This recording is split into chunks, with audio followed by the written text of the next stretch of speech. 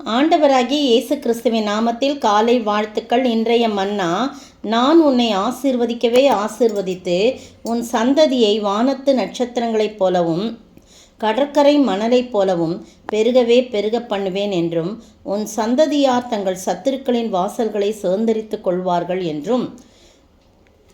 ஆதியாகமம் 22:17. இந்த காலை வேளையில் நேற்றைய தினத்திலே பலுகி பெருகுகின்ற ஆசீர்வாதம் ஆதாமுக்கு ஏவாளுக்கோ கொடுத்ததை நம்ம பார்க்குறோம். நிறைய அதிகாரங்கள், ஆளுகைகள், பொறுப்புகள் எல்லாம் கொடுத்து ஆசீர்வச்சார். இன்றைக்கி சந்ததி ஆசீர்வாதம். என்ன சந்ததி ஆசீர்வாதம் போதே சந்ததி ஆசீர்வாதம் எப்படி இருக்குமா? வானத்து நட்சத்திரங்கள் போலவும் கடற்கரை மணலை போலவும் பெருக பண்ணுவேன்னு சொல்லி அப்படிப்பட்ட ஒரு பெரிய ஆசீர்வாதம். எப்போவுமே நிபந்தனையோடு கூடதா ஒரு ஆசீர்வாதம். இவர் சோதிக்கப்படுறார். ஆபிரகாம் சோதிக்கப்படுறாரு. இந்த சோதனையில் ஆபிரகாம் வென்றபடினால என்ன சோதனை அப்படின்னு சொல்லும்போது, அந்த சோதனையில் அவர் கீழ்ப்படிந்து விசுவாசமாக இருந்தபடினால ஆண்டவர் அவருடைய சந்ததியை நான் ஆசீர்வதிப்பேன்னு சொல்கிறார். அடுத்த வசனம் பாருங்கள், 18. நீ என் சொல்லுக்கு கீழ்ப்படிந்தபடியினாலும் உன் சந்ததிக்குள் பூமியில் உள்ள சகல ஜாதிகளும் ஆசீர்வதிக்கப்படும் என்று என் பேரில் ஆணையிட்டேன் என்று கர்த்தர் சொல்லுகிறார் அப்படின்னு சொல்லப்பட்டிருக்கு. பார்த்தீங்களா? அவர் ஒப்பு கொடுக்குறாரு, ஆண்டவருடைய சித்தத்துக்கு ஒப்பு கொடுக்குறாரு, கீழ்ப்படுகிறாரு. நம்பிக்கையும் விசுவாசமும் அவருக்குள் காணப்படுகிறது. என்ன அப்படின்னு சொல்லும்போது, அவர் பலுகி பெருக பண்ணுகிற ஆண்டவர் எல்லாமே சொல்லி வாக்குத்தத்தத்தை கொடுத்து வாக்குத்தத்தத்தை நிறைவேற்றி ஒரு ஈசாக்கை அவருக்கு கொடுக்குறாரு. 25 வருஷம் வெயிட் பண்ணி அந்த ஈசாக்கை பெற்றுக்கொள்கிறாரு.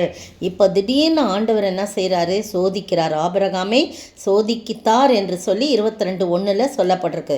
என்ன அப்படின்னு சொல்லும்போது, கூப்பிட்டு சொல்கிறாரு, உன் ஏகசுதனும் உன் புத்திரனும் ஏகசுதனும் உன் நேசகுமாரனுமாகிய ஈசாக்கை நீ இப்பொழுது அழைத்து கொண்டு போய் மோரியா தேசத்துக்கு போ. அங்கே நான் உனக்கு குறிக்கும் மலையில் ஒன்றின் மேல் அவனை எனக்காக தகன பலியிடு. அப்படியே நெருப்பு கொளுத்தி விடணும்.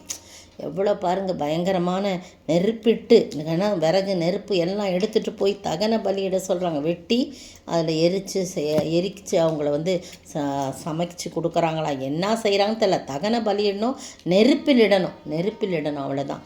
அப்போ அந்த மாதிரி பலி கொடுக்க சொல்கிறார். அப்படியே உள்ளமெல்லாம் உடஞ்சி போயிருக்கோம். நீங்களும் நானும் தான் கேட்டிருப்போம், ஏன் ஆண்டவரே 25 வருஷம் காத்து பிள்ளைய கொடுத்தீங்களே, கடைசியில் இப்படிப்பட்ட ஒரு காரியத்தை செய்கிறீங்களா ஆண்டவரே, என்னப்பா கொடுத்துட்டு இப்படி கேட்குறீங்களே, நான் எப்படி என் மகனை கொண்டு போய் நான் தகன பலியிடுறது? சாராள்கிட்ட சொன்னால் அவள் அதுக்கு மேலே ஏதோ வேதனைப்படுவாள், நான் என்ன செய்கிறதுலாம் எந்த கேள்வியும் கேட்கல. ஆபிரகாம் அதிகாலையில் எழுந்து தன் கழுதையின் மேல் சேனம் கட்டி தன் வேலைக்காரர் 2 பேரை தன் குமாரன் ஈசாக்கையும் கூட்டி கொண்டு போய் தகன பலிக்கு கட்டைகளை பிளந்து கொண்டு தேவன் தனக்கு குறித்த இடத்துக்கு புறப்பட்டு போனான். அதுதான் ஆபிரகாமுடைய ஸ்பெஷாலிட்டி.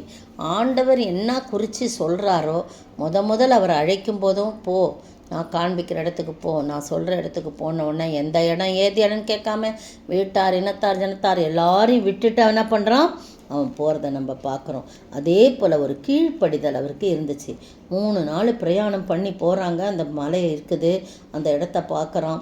உடனே வேலைக்காரர் நோக்கி, நீங்கள் கழுதையை நிறுத்தி இங்கே காத்துருங்க, நானும் பிள்ளையாண்டானும் அவ்விடம் போய் தொழுது கொண்டு உங்களிடத்துக்கு திரும்ப வருவோன்னு சொல்லி எவ்வளவு விசுவாச வார்த்தை பாருங்கள். நானும் பிள்ளையாண்டானும் தொழுது கொண்டு திரும்பி வருவோம் அப்படின்னு சொல்கிறான்.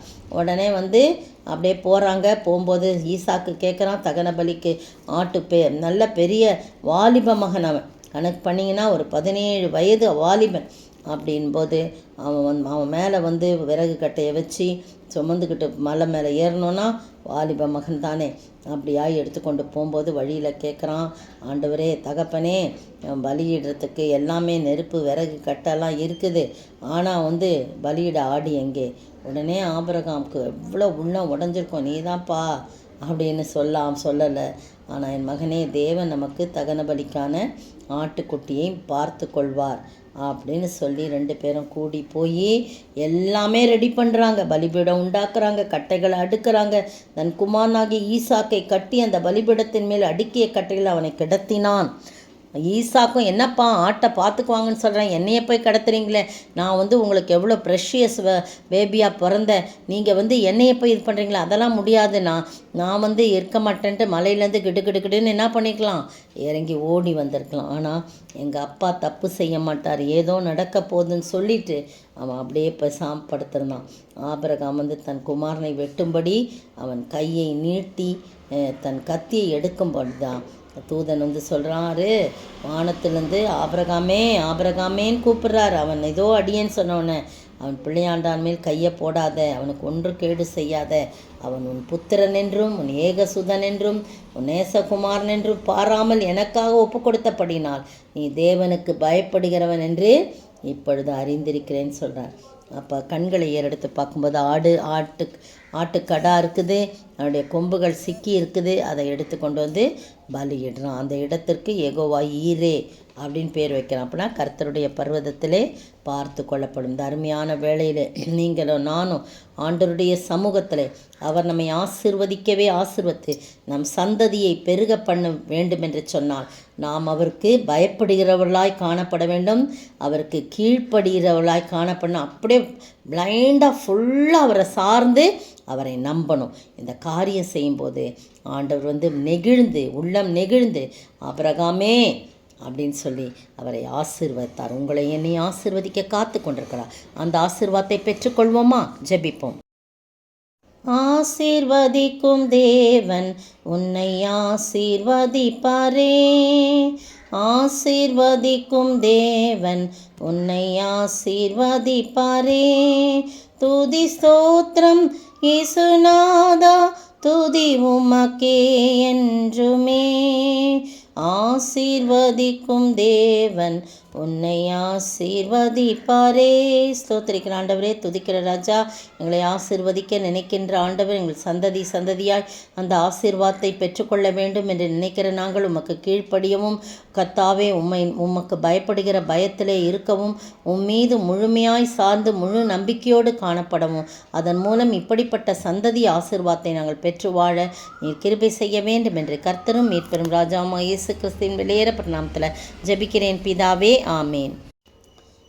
நேற்றைய பதில் 5 கேள்விகளுக்கான பதில். 1 காப்ரியேல், லூக்கா 1:19. 2 இயேசுவின் தகப்பன் யோசேப்பு, தாத்தா ஏலி, பூட்டன் மாத்தான், லூக்கா 3:23. 3 ஆயத்துறையில் உட்கார்ந்திருந்த லேவி என்னும் பேருடைய ஒரு ஆயக்காரனை எனக்கு பின் சென்று வா என்றார், லூக்கா 5:27. கேள்வி 4 தேவனுடைய ராஜ்யத்திற்குரிய நற்செய்தியை கூறி பிரசங்கித்து வந்தார், லூக்கா 8:21. 5 கோராசின் பட்டணமே உனக்கு ஐயோ, பெத்சாய்தா பட்டணமே உனக்கு ஐயோ, லூக்கா 10:13. இன்றைய கேள்வி, இயேசு எதினாலே பிசாசுகளை துரத்துகிறபடியால் எது உங்களிடத்தில் வந்திருக்கிறது என்று சொன்னார்? இயேசு எதினாலே பிசாசுகளை துரத்துகிறபடியால் எது உங்களிடத்தில் வந்திருக்கிறதே என்றார்.